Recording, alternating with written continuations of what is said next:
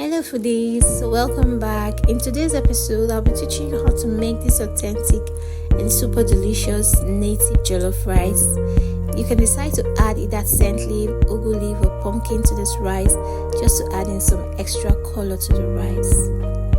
So we're going to start off by melting in some butter and adding in our chopped onions. We stir fry a bit and add in our herb of choice. Here I'm using rosemary.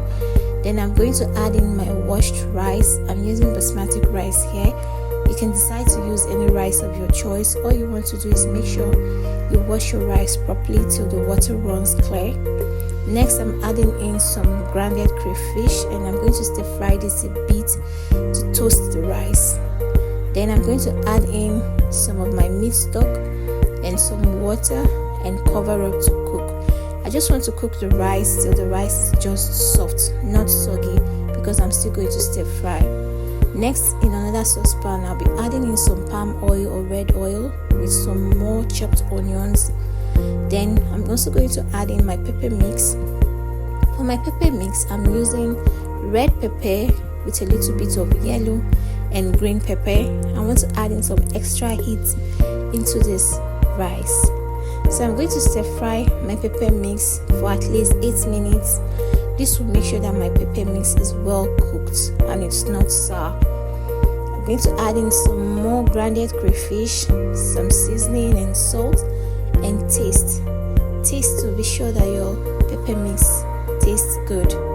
Stir fry this a bit and then add in some of your protein. For my protein, I'm using some dried fish, some pomo, some fried meat, and some stock fish here, and dried crayfish. So you just stir fry this to make sure that everything mixes up with your pepper mix. Then I'm adding in my already cooked rice. Remember, we've cooked this rice already.